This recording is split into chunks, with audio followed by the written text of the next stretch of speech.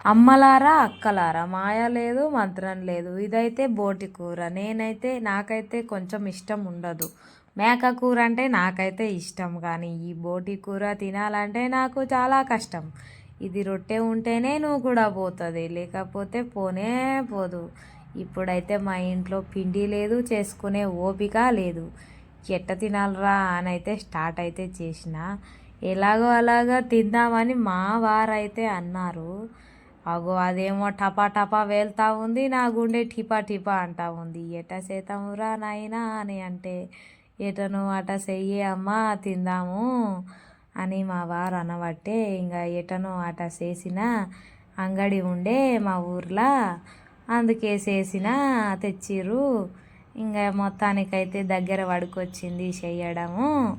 వాసన అయితే వస్తుంది, కానీ అన్నముల తినాలంటే ఏడుపు వస్తుంది.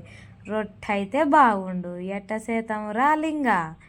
ఏమి చేసేది లేదే అమ్మ, తినేద్దాంపా. బై.